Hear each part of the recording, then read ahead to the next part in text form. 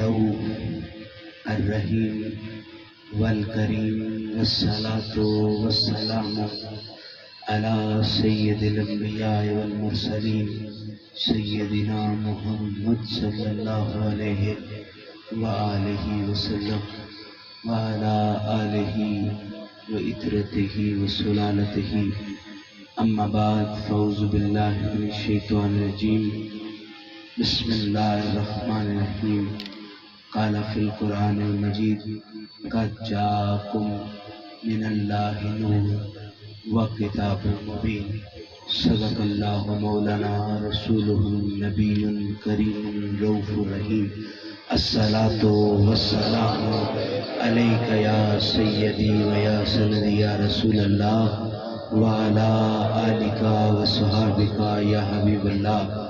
میں جشن کے دن میں اور میلاد کی صبح صادق سے آپ سے مخاطب ہوں۔ آپ کیوں ڈر رہے ہیں کہ جیسے آپ کے سر پر کوئی چاقو لے کے کھڑا ہے؟ آج تو خوشیوں کا دن ہے، آج تو شور کرنا بھی جائز ہے، آج تو اونچا بولنا بھی جائز ہے۔ ذرا دل سے اور جوش سے پڑھیں الصلاۃ والسلام علیک یا سیدی و یا سندی یا رسول اللہ وعلی آلک و صحابک یا حبیب اللہ۔ ککھ سواد نہ مشری اندر تے کھنڈا وی چک جٹھیاں، ککھ سواد نہ مشری اندر تے کھنڈا وی چک جٹھیاں، انہاں ساریاں گلاں نالوں گلاں سجن دیاں مٹھیاں۔ اور میرے پیر باہو فرماتے ہیں، آپ فرماتے ہیں بے بسم اللہ اسم اللہ دا ستھو ایوی گینا بارا ہوں، نال شفاعت سرور عالم چھٹ سی عالم سارا ہوں، حدوں بے حد درود نبی نو جس دا ایڈ پسارا ہوں، میں قربان تینا تھی باہو جنہ ملیا نبی سہارا ہوں۔ جناب خوش قسمت ہیں ہم کہ اللہ نے ہمیں مسلمان پیدا کیا، خوش قسمت ہیں ہم پھر مسلمان پیدا کرنے کے بعد کسی عام گھر میں پیدا نہیں کیا، پیدا کیا ہے تو اس گھر میں پیدا کیا ہے۔ ماں نے لوری دی ہے تو یا رسول اللہ کا نعرہ لگایا ہے، باپ نے تربیت دی ہے تو یا رسول اللہ کا نعرہ لگایا ہے۔ اس کا نابود ہونا ان کا مقدر ہے، ان کا محمد جیسا سائیں نہیں، ہمارا تو پیر بھی محمد ہے، ہمارا راہبر بھی محمد ہے، ہمارا سائیں بھی محمد ہے، اور ہم اس عقیدے کے مالک ہیں۔ جب قبر میں جائیں گے تو ہمارے کفن کی خوشبو بتائے گی، یہ خوشبو یہاں سے خریدی ہوئی نہیں، یہ وہ خوشبو ہے جو مدینے والے نے مدینے سے عطا کر دی۔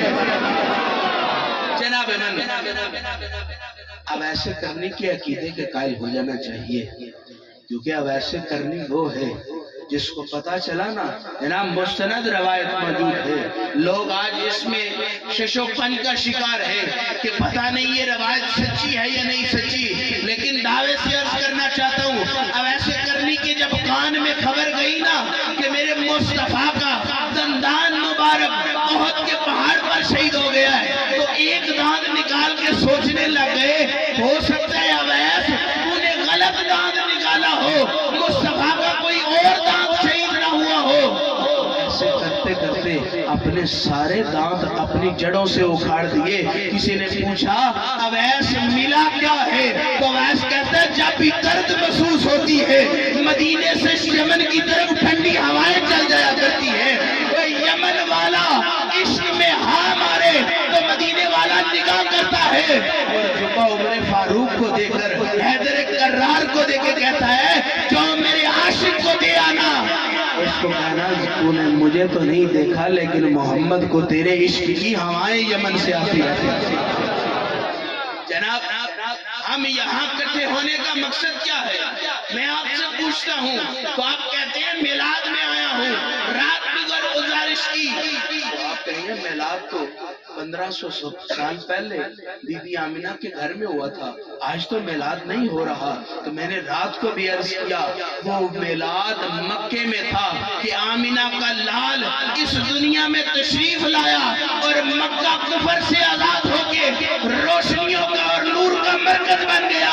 آج کا میلاد ہر عاشق کے گھر میں ہو رہا ہے اور ہر عاشق یہ انتظار کر رہا ہے وہ سونا ادھر آ رہا ہے اور چلتا ہوا ہماری طرف آ رہا ہے. کہتے ہیں صاحب مجلس و محفل اپنی محفل میں ضرور آیا کرتے ہیں. وقت پر ناز کریں. ہم کسی غیر کی محفل میں نہیں بیٹھے, ہم محمد عربی کی محفل میں بیٹھے ہیں. اور آج یقین محکم سے کہتا ہوں ہم سے بطول بھی راضی ہیں اور ہم سے آمنہ پاک بھی راضی ہیں, کیونکہ ایک کے بابا کا جشن منا رہے ہیں, ایک کی بیٹے کا جشن منا رہے ہیں. جناب من آؤ حلیمہ سعدیہ سے پوچھے کوئی ترانے محبت کے آپ بھی تو چھیڑیں گے. جب ہم حلیمہ سعدیہ کے قدموں میں گئے تو مورخین لکھتے ہیں 3 سال کی عمر تھی میرے پاک رسول اللہ صلی اللہ علیہ وسلم کی. ہلکے سے ضد فرماتے ہیں, کہتے ہیں اماں جان یہ بھائی روز کدھر جاتا ہے؟ تو اماں کہتی ہیں, بی بی حلیمہ کہتی ہیں یہ روز بکریاں چرانے جاتا ہے. تو کہا آج میں بھی نہ ان کے ساتھ چلا جاؤں. تو بی بی حلیمہ نے بڑا سونا جملہ بولا. آپ فرمانے لگی محمد باہر دھوپ ہوتی ہے, یہ نہ ہو تمہیں دھوپ لگ جائے. یہ حلیمہ ہی جانتی ہے کہ محمد کس نزاکت کے عالم میں اور کس کرم نوازی کے عالم میں اس گھر میں آئے.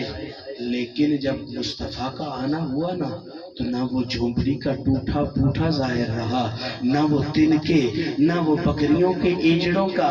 جناب لوگ تانا دینے لگے, اور حلیمہ کو پہلے لوگ غریبی کا تانا دیتے تھے. اب جب محمد عربی اس کے گھر تشریف لے آئے تو لوگ روز رات کو صبح اٹھ کر حلیمہ سے پوچھتے تھے, حلیمہ رات گھر میں قیمتی چیز کیا رکھی ہے, تمہارے گھر سے روشنیاں نکلتی ہیں. تو حلیمہ کہتی ہے میرا بیٹا جب جھولے میں مسکراتا ہے نا تو اس کے مسکراہٹ کا عالم یہ ہے کہ رب میرے گھر کو روشنی آتا ہے.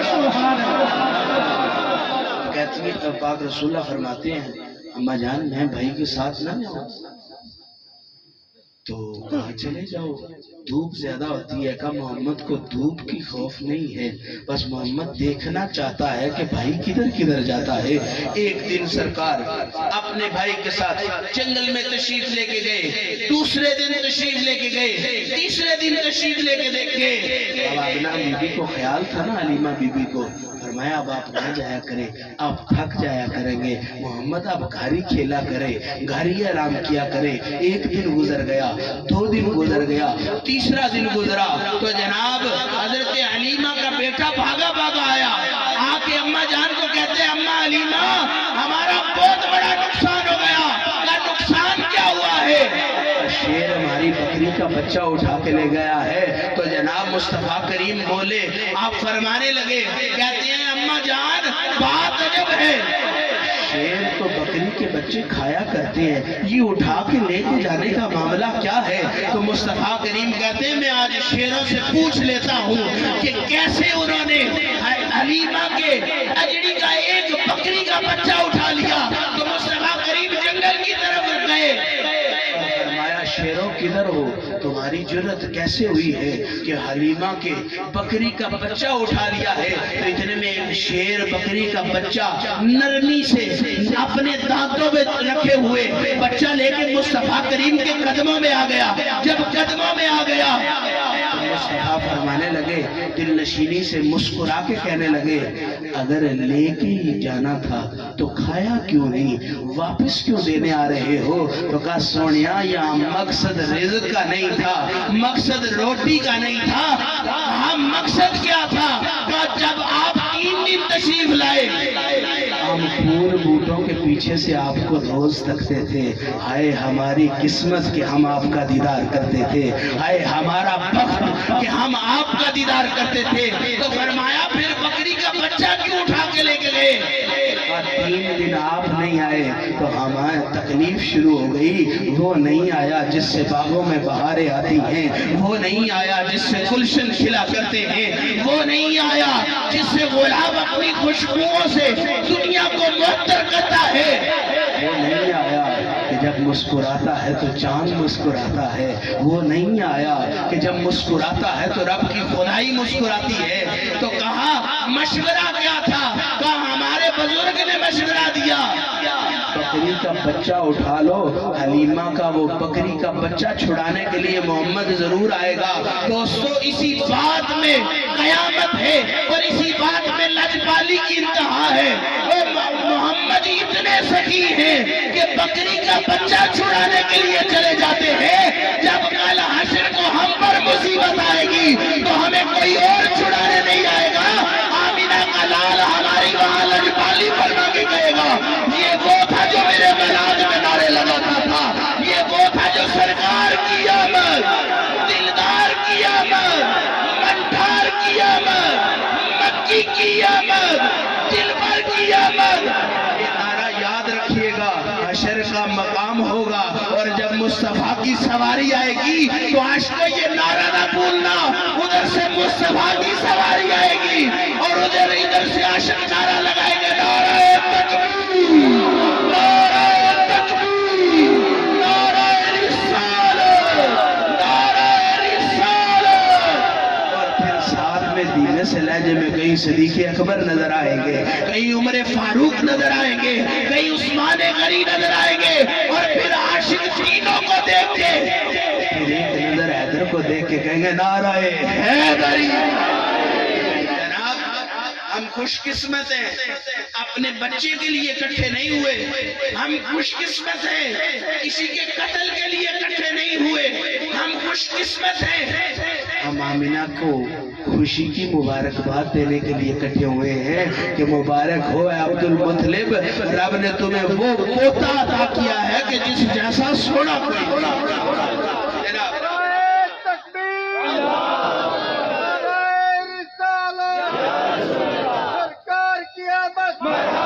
سیرت کا ایک باب ہے تو جناب ابو طالب کے بغیر نامکمل ہے۔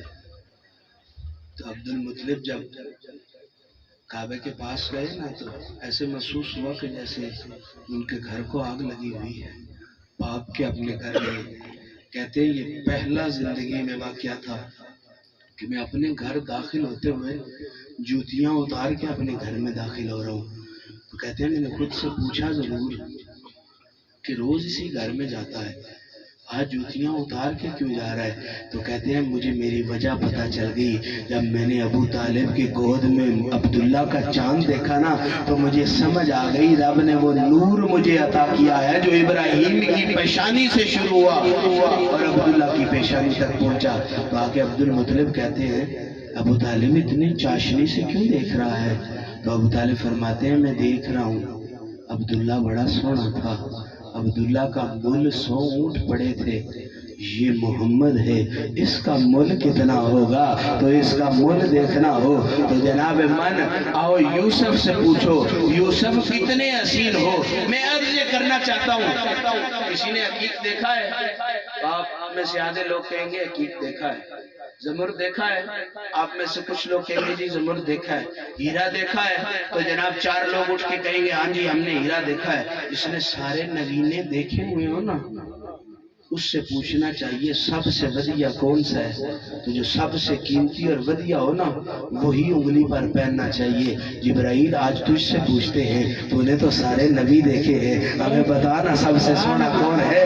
تو جبرائیل کی آج بھی آواز آئے گی سونا دیکھنا ہے تو مدینے کی طرف چلنے لگ جاؤ، ارے حبیب خدا دیکھنا ہے تو مدینے کی طرف چل دو۔ ارے یاد رکھو ہم کسی عام بندے کے ماننے والے نہیں، ہم اس محمد کے ماننے والے ہیں۔ جولے میں ہو تو چاند کو اشارہ کرتا ہے اور جب باری نبوت کی آئے تو چاند کو جب اشارہ کرے چاند اپنا سینہ چاک کر کے دنیا کو بتاتا ہے ارے وہ اشارہ کرے تو میں سینہ چاک کر لوں گا، اگر وہ ضربت لگائے تو چاند کی دیوانگی کا عالم کیا ہوگا۔ نعرہ رسالت، سرکار کی آمد، حضور کی آمد، حضور کی آمد۔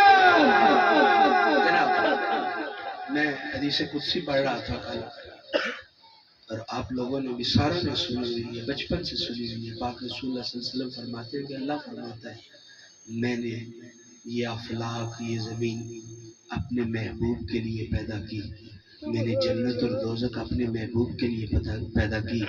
یا اللہ میں عاجز ہو کے 12 ربیع الاول کی صبح ہے، اتنی میٹھی صبح زندگی میں نہیں دیکھی، اتنی سریلی زندگی میں کوئی لمحہ آیا ہی نہیں جو تیرے میلاد کی صبح ہے۔ میں ساتھ والوں کو کہہ رہا تھا دنیا میں زندگی میں ساری تجدیں قضا کر دینا، جو 12 ربیع الاول کی فجر سے پہلے تہجد ہے نا وہ کبھی زندگی میں قضا نہیں کرنا۔ یاد رکھو جو اس دن رب خوش ہے، اس وقت میرے مصطفیٰ اس دنیا میں تشریف لائے ہیں، رب سے دعا کرنا جیسے آمنہ کو مالا مال کر دیا ہے ہم بھی جھولیاں لے کے آگے بیٹھے ہیں۔ جناب تو حدیث قدسی میں آیا ہے، یا اللہ میں تجھ سے عرض کرتا ہوں میری زبان اس قابل تو نہیں کہ تیری ذات سے سوال کرے، میرے ہاتھ اس قابل تو نہیں کہ تیری ذات کے آگے اٹھائے جائیں۔ تو خدا ہے، رب ہے، رحیم ہے، مہربان ہے، قدوس ہے، ذوالجلال والاکرام ہے۔ ایک سوال چھوٹا سا ہے، یا اللہ پتہ تو چل گیا ہے کہ کائنات تو نے محمد کی خاطر پیدا کی، بات اگلی بھی سمجھ میں آ گئی کہ جنت تو نے اس لیے پیدا کی کہ جو مصطفیٰ کو مانتے جائیں گے ان کو جنت کا تحفہ ملتا چلا جائے گا۔ یا اللہ یہ دوزخ کی سمجھ نہیں آئی، جب محمد جو دنیا میں بھیج دیے تو دوزخ بنانے کی کیا ضرورت تھی؟ تو اللہ نے دنیا کو اعلان کر کے بتا دیا رب نے دوزخ مصطفیٰ کی انکار کرنے والوں کے لیے بنائی ہے، رب نے دوزخ مصطفیٰ کے گستاخوں کے لیے بنائی ہے۔ ہم جنتی اکٹھے ہو کے دوستیوں تمہیں آج بلاتے ہیں، آج اب بھی وقت موقع ہے، آج بھی محمدی تمہیں اشارہ کر رہے ہیں۔ ہم کسی کے لیے بددعا نہیں کرتے کیونکہ ہم نے دین غوث پاک سے لیا ہے، ہم نے دین ابو حنیفہ سے لیا ہے، ہم نے دین حق پرست لوگوں سے لیا ہے۔ ہم تمہارے لیے بددعا نہیں کرتے، لیکن آج 12 ربیع الاول کا دن ہے، ہم دعا کرتے ہیں اللہ اگلی 12 ربیع الاول تمہیں سرکار کا نعرہ لگانا نصیب فرمائے۔ نعرہ تکبیر، نعرہ رسالت، نعرہ حیدری، حکیمہ طبیبہ دا منہ موڑ دیتا، حکیمہ طبیبہ دا منہ موڑ دیتا، محمد بنا کے قلم توڑ دیتا۔ ہر نعت بڑی حسین ہے۔ آخری بات کروں گا اور یہ بات ذرا غور سے سنیے گا، میری ساری باتیں ضائع ہو سکتی ہیں لیکن اس بات کو ضرور گھر لے کے جائیے گا۔ کچھ باتیں کچھ چیزیں ہوتی ہیں سائیڈ والی جیب میں ڈالنے کے لیے، کچھ ہوتی ہیں واسکٹ کے اندر والی جیب میں ڈالنے کے لیے، کچھ بندے چھپا کے شلوار والی جیب میں ڈالتے ہیں تاکہ اس تک کوئی پہنچ نہ سکے، جس نے چاقو شاقو چلانا ہے اوپر والی جیبوں تک چلائے۔ ساری باتیں سائڈے میں گم کر لینا، لیکن یہ دل کے خانے میں لے کے جانا۔ نعتیں پڑھنا سرکار کی بڑی شان ہے، درود شریف پڑھنا سرکار کی وراء الورا نعت ہے، لیکن اگر سب سے حسین نعت پڑھنی ہے نا تو فجر کا وقت ہو، اپنے بچوں کو اٹھاؤ، بھائیوں کو اٹھاؤ، بہنوں کو اٹھاؤ اور آؤ کہو سرکار کی نعت پڑھتے ہیں۔ نعت پڑھنے کے لیے پہلے وضو کرنا اور پھر رب کا کلام کھول لینا۔ اتنی حسین نعت کوئی بیان کر ہی نہیں سکتا۔ میں تو تیری شان بیان کرے تو اور کس سے ہیں؟ جب رب یار کی شان بیان کرے تو چہرے کی باری آئے تو رب کہتا ہے والضحیٰ، زلفوں کی باری آئے تو رب کہتا ہے واللیل، سینے کی باری آئے تو رب کہتا ہے الم نشرح، ہاتھ کی باری آئے تو رب کہتا ہے ید اللہ، باتوں کی باری آئے تو رب کہتا ہے ینطق عن الہویٰ، اور نینوں کی بات آئے تو رب کہتا ہے ماضا کے دورے، اور بلے شاہ کہتا ہے ایک اکھ سوا لکھ دی بلیا، سارا یار تولا تے کی بڑسی۔ اور صدیق اکبر سے کوئی پوچھتا کہ جناب عشق کی انتہا کیا ہے تو علامہ بصیری کہتے ہیں صدیق اکبر جب گلیوں میں گزرتے نا لوگ کہتے ہیں ہاذا مجنون، ہاذا ابن ابو قحافہ، یہ چلا ہے، یہ ابو قحافہ کا پتر ہے۔ تو لوگ پوچھتے اس چلے کا جرم کیا ہے تو جناب لوگ کہتے ہیں اس کا جرم یہ ہے جدھر جدھر محمد جاتا ہے یہ اس کے پیچھے پیچھے چلتا جاتا ہے، جدھر جدھر آمنہ کا لال جاتا ہے یہ کبھی ان کے قدموں کا دیدار کرتا ہے، کبھی ان کے نینوں کا دیدار کرتا ہے۔ کم سے کم چلے بڑھو تو اتنے چلے نہ بڑھو کہ تمہیں میلاد کی باتیں یاد نہ آئے۔ چلے بنو تو صدیق اکبر جیسے چلے بنو، ہر بات بھول جاؤ لیکن نبی کا میلاد منانا نہ بھولو۔ کچھ لوگ یہ کہتے ہیں کہ آپ یہ نزول کے معنی میں استعمال کرتے ہیں کچھ لوگ. میں جواب دینے کا قائل نہیں، میں تو محبتیں بانٹنے والا شخص ہوں. ہمیں ہمارے بزرگوں نے محبتیں بانٹنی سکھائی ہے. ہم سب کو دعوت دیتے ہیں، آئے دیکھیں. آپ ہی دعوت دیتے ہیں کہ ہمارے مدرسے میں آئیں، ہم شان صحابہ بیان کریں. آپ ہی دعوت دیتے ہیں کہ ہمارے امام باڑے میں آئیں، ہم اہل بیت کی شان بیان کرتے ہیں. لیکن سجنوں میں آپ کو دعوت دیتا ہوں، آئیں دیکھیں سنی میلاد کیسے مناتے ہیں. آؤ دیکھو داتا کا دیوانہ سرکار کا نعرہ کیسے لگاتا ہے. غوث پاک کا مستانہ. میں تمہیں دعوت دیتا ہوں، جس دن تم نے عاشقوں کو میلاد مناتے دیکھ لیا، ہر رسم بھول جاؤ گے. نبی کا نعرہ لگانا کبھی زندگی میں نہیں بھولو. کہ محمد سے وفا تو لے ہم تیرے ہیں، یہ جہاں چیز ہے کیا، لوح و قلم تیرے. باخر دعوانا الحمدللہ. تھوڑا